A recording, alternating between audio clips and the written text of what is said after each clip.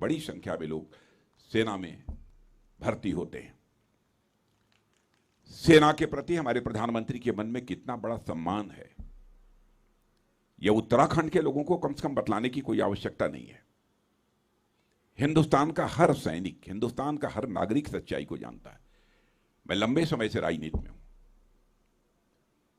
मैं जब उत्तर प्रदेश का मुख्यमंत्री था, उसी समय इस उत्तर प्रदेश का विभाजन हुआ और उत्तर प्रदेश अलग राज्य बना और उत्तराखंड अलग राज्य बना था। पहले से परिचित। उस समय भी बराबर यह मांग होती थी पूर्व सैनिकों के द्वारा कि 1 रैंक 1 पेंशन लागू की जानी चाहिए। 2013 में जब हमारे मोदी जी प्रधानमंत्री के उम्मीदवार के रूप में घोषित हुए, तो उस समय पार्टी का राष्ट्रीय अध्यक्ष मैं ही था।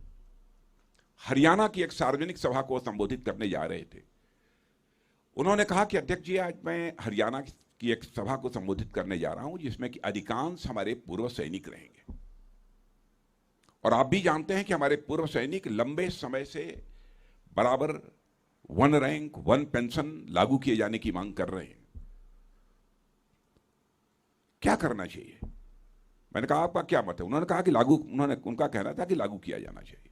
और उस हरियाणा की एक बड़ी सभा में जाकर उन्होंने घोषणा कर दी, हमारी सरकार बनेगी तो हम 1 रैंक 1 पेंशन को लागू करेंगे बहनों भाइयों। और उन्होंने सरकार बनने के बाद देर नहीं की और हमारे देश के बहादुर जवानों के लिए 1 रैंक 1 पेंशन यह सुविधा लागू कर दी। और मैं कह सकता हूं कि आज तक 1 लाख करोड़ के आसपास 1 रैंक 1 पेंशन के आधार पर हम लोगों ने दिया है। लेकिन सैनिकों के लिए लाख करोड़ का कोई महत्व नहीं है, धन का महत्व नहीं है।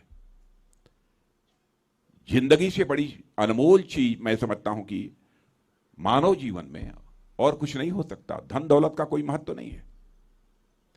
लेकिन लोगों ने भी सरकार चलाई है। लंबे समय तक इस हिंदुस्तान में कांग्रेस ने सरकार चलाई है। आपने देखा होगा कि जब जब इनकी सरकार रही है, तब तब बड़े बड़े घोटाले हुए हैं। कभी जीप घोटाला हुआ है, कभी बोफोर्स घोटाला हुआ है, कभी हेलीकॉप्टर घोटाला हुआ है, कभी रक्षा सौदों में घोटाला हुआ है। बराबर घोटाले हुए हैं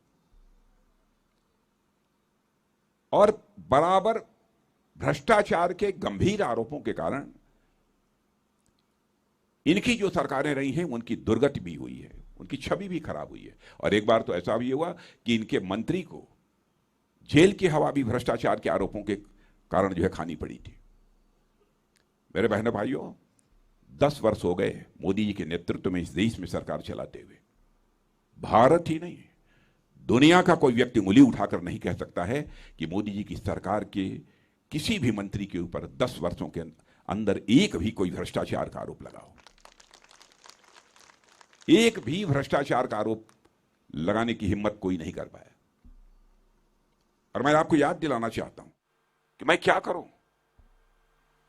मैं दिल्ली से 100 पैसा भेजता हूं खजाने से, लेकिन लोगों के पास पहुंचते पहुंचते बामुश्किल 14 पैसा पहुंच पाता है। 86 पैसा यह भ्रष्टाचार की भेंट चढ़ जाता है। किसी ने इस चुनौती को स्वीकार नहीं किया। हम लोगों की सरकार बनी, जो पहली मीटिंग हुई थी मेरे बहनों भाइयों, भारत के गृह मंत्री के नाते प्रधानमंत्री जी के साथ स्वयं भी मैं मौजूद था, अधिकारियों की बैठक ले रहे थे। वो कह रहे थे कि सभी के जनधन खाते खोले जाने चाहिए, जितने भी भारत के नागरिक हैं सबके जनधन खाते खोले जाने चाहिए। मैं ईमानदारी से स्वीकार करता हूं कि मेरी भी समझ में नहीं आया कि प्रधानमंत्री जी सारे देशवासियों के खाते क्यों खुलवा रहे हैं। 0 बैलेंस अकाउंट खोल दिया जाना चाहिए। तो मैंने सीधे बगल में ही बैठा था, तो मैंने सीधे कान में पूछा कि इसका उद्देश्य? तो उन्होंने कहा कि मीटिंग समाप्त हो जाने के बाद बताएंगे। और बहनों भाइयों, जनधन खाते खुल जाने का परिणाम क्या हुआ है कि आज यदि दिल्ली के बैंकों से 100 पैसा चलता है तो 100 का 100 पैसा आपकी जेब में पहुंचता है। 1 पैसा भी भ्रष्टाचार की भेंट नहीं चढ़ने पाता है। भ्रष्टाचार को समाप्त करना है तो भ्रष्टाचार भाषण देकर नहीं समाप्त किया जा सकता। भ्रष्टाचार को समाप्त करना है तो सिस्टम में बदलाव लाना पड़ेगा, व्यवस्था में बदलाव लानी पड़ेगी, तब जाकर भ्रष्टाचार समाप्त हो सकता है। भारत की सीमाओं की सुरक्षा का जहां तक प्रश्न है, मैं यकीन दिलाना चाहता हूं उत्तराखंड वासियों को ही नहीं, समस्त देशवासियों को, कि बहनों भाइयों, भारत अब कमजोर भारत नहीं रहा है। भारत अब दुनिया का ताकतवर देश बन चुका है मेरे बहनों भाइयों। भारत दुनिया का ताकतवर देश बन चुका है। वैसे तो भारत की धरती वह धरती है जो वसुधैव कुटुंबकम का संदेश देती है। भारत की सीमा में ही नहीं, विश्व की धरा पर रहने वाले लोगों को अपने परिवार का सदस्य यदि कोई देश मानता है तो हमारा और आपका देश केवल यह भारत मानता है। हम अपने पड़ोसी देशों के साथ भी अच्छे रिश्ते बनाकर रखना चाहते हैं, लेकिन यदि हमारे साथ किसी ने नापाक हरकत करने की कोशिश की, स्वाभाविक रूप से वह जवाब देना यह हमारा धर्म है और इस धर्म का